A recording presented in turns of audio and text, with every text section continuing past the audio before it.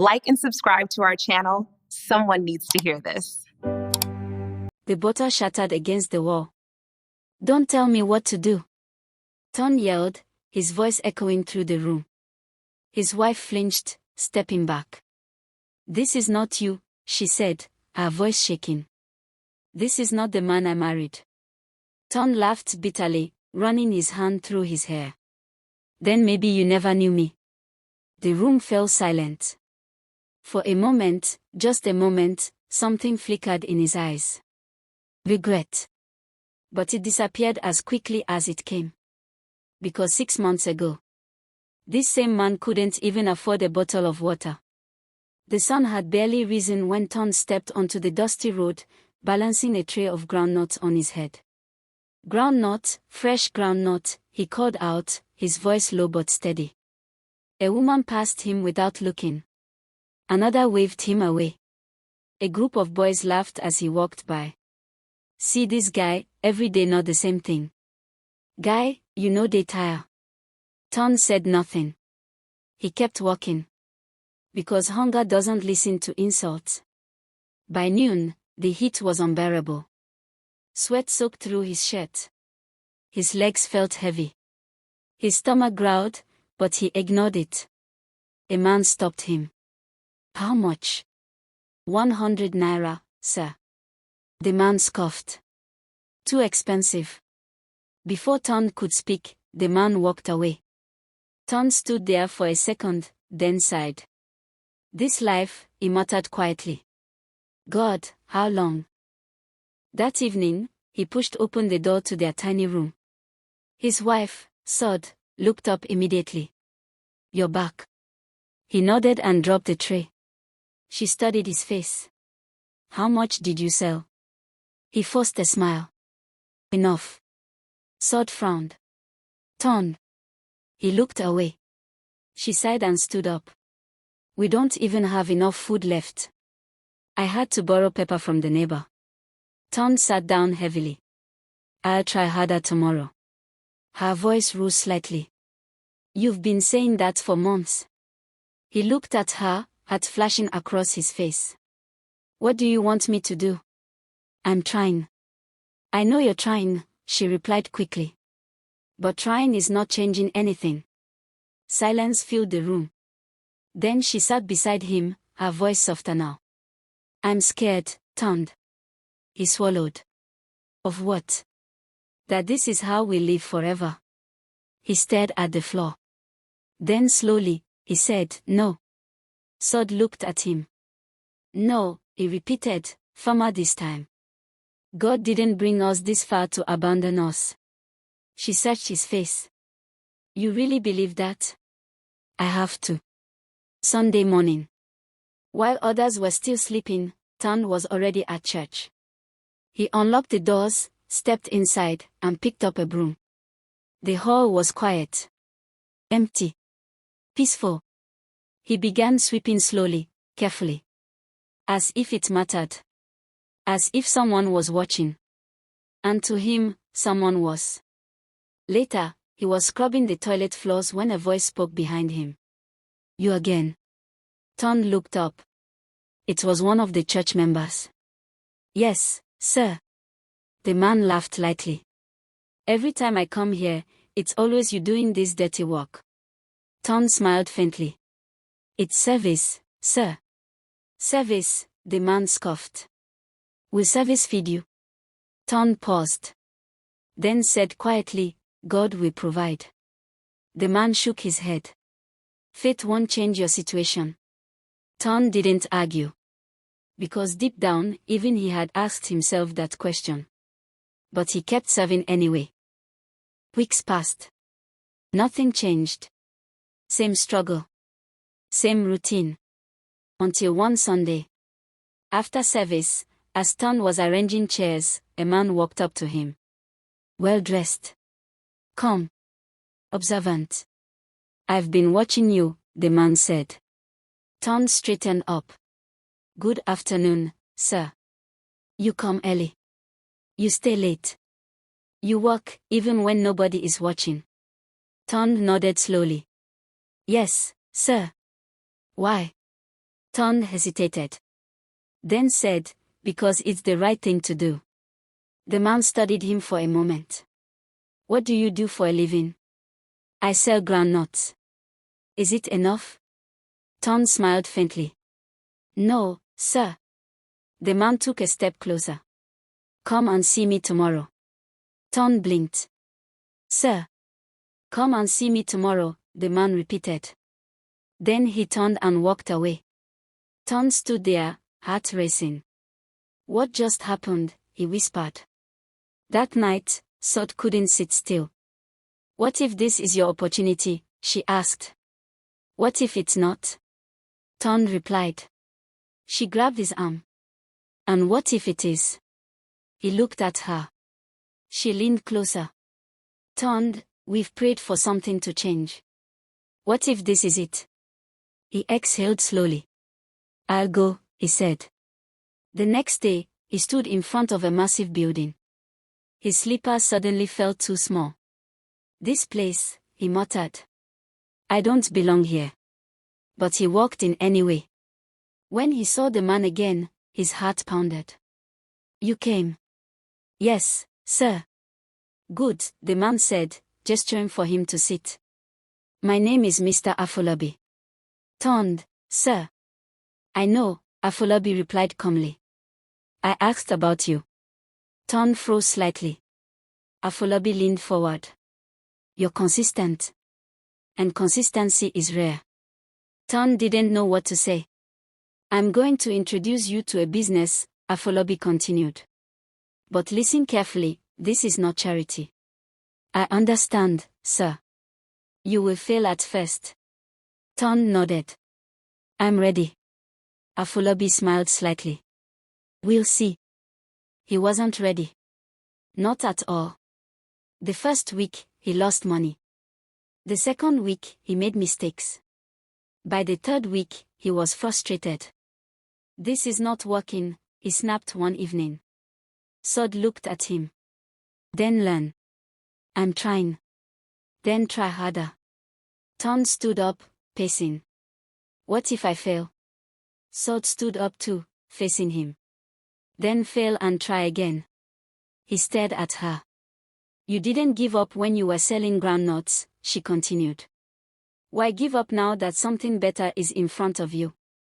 Tunde sighed heavily. You don't understand. Then explain it to me, she said firmly. He paused. Then sat down slowly. I'm scared, he admitted. Sade's expression softened. Of what? That this is my only chance, and I'll mess it up. She walked closer and held his face gently. Then don't. Days turned into weeks. Weeks turned into progress. Small progress. Then bigger progress. The first time Tunde made real profit, he stared at the money like it wasn't real. This is mine, he whispered. He rushed home. Sade, he called. She ran out. What happened? He dropped the money in her hands. Her eyes widened. Tunde. I made it, he said, smiling. She laughed, tears forming in her eyes. You're serious? He nodded. We are going to be okay, she whispered. He pulled her into a hug. Yes, we are. And for the first time in a long time. Hope felt real. Like and subscribe to our channel. Someone needs to hear this. Tunde stared at his reflection in the mirror. The suit fit perfectly now. Too perfectly. Behind him, music echoed from the open penthouse balcony. City lights stretched across the horizon like a kingdom he never thought he would enter. You've changed, bro, one of his new friends, Connor, said with a grin, handing him a glass. This is your level now. Tunde took it slowly. I don't even recognize myself sometimes, he admitted. Connor laughed. That's because you were broke before. Now you're awake. Tunde smiled faintly, but something inside him tightened. Because deep down, he knew that wasn't true. It started small. A missed church service. I have a meeting, Tunde said over the phone when Sade called. A meeting every Sunday now, her voice asked, confused. It's important, he replied quickly. Silence. Then she said softly, you used to never miss church. Ton rubbed his forehead. Things are different now. Different how? He paused.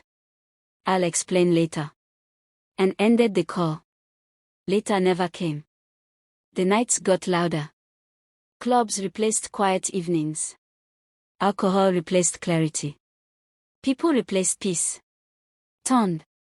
Another round, someone shouted over the music. He raised his glass. Why not, he said with a laugh. A woman leaned closer, smiling. You're always serious during the day. At night, you're different. He smirked. Maybe I'm just learning how to live. She placed her hand on his shoulder. Then live more. And he did. The first time he came home late, Sade was awake. Sitting on the edge of the bed. Waiting. You didn't pick my calls, she said calmly. Tunde removed his shoes slowly. I was busy. With what?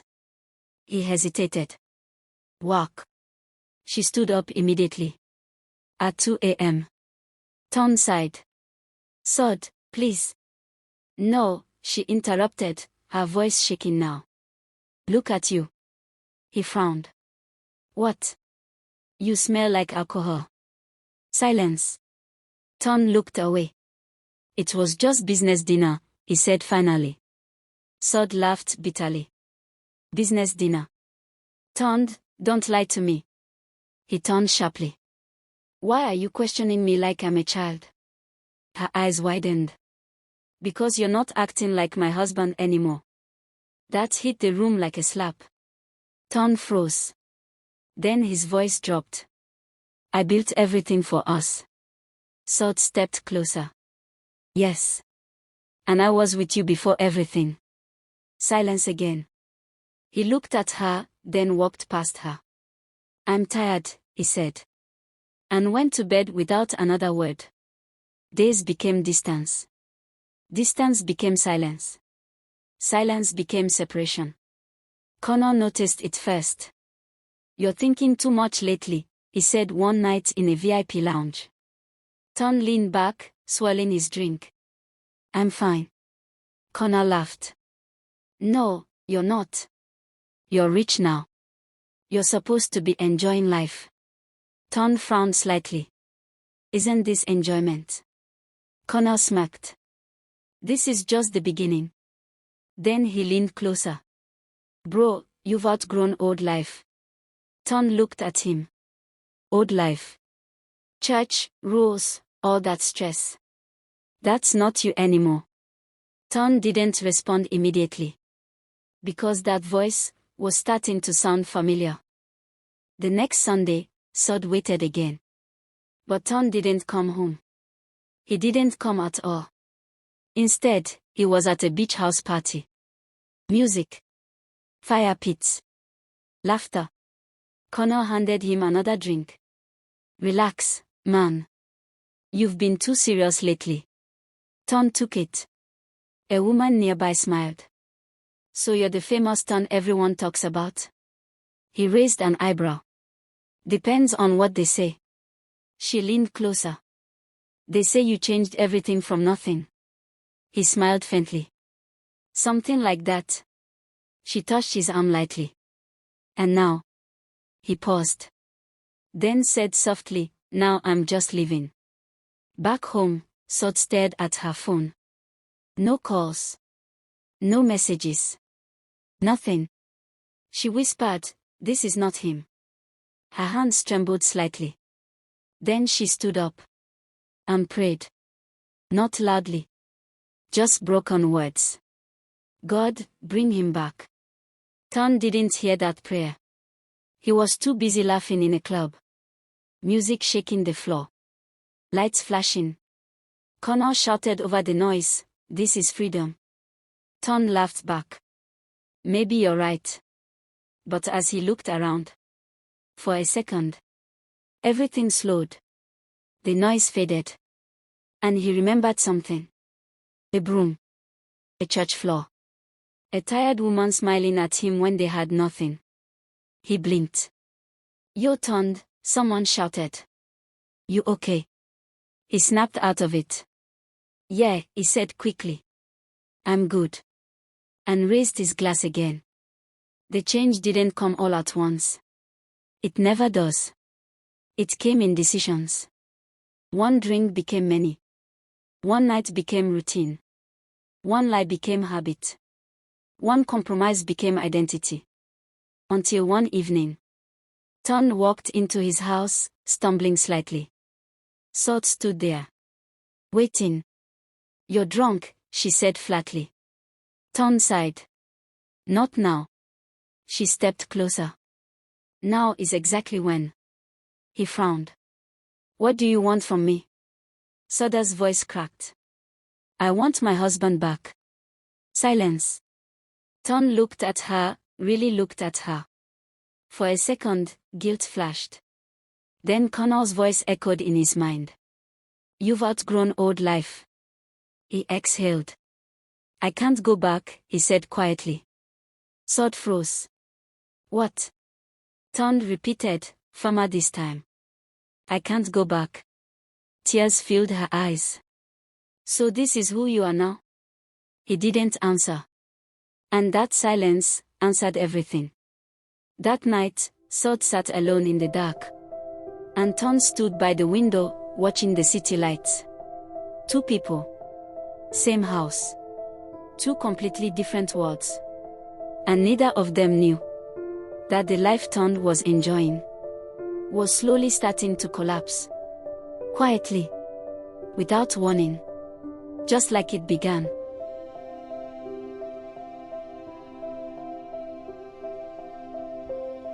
Like and subscribe to our channel. Someone needs to hear this.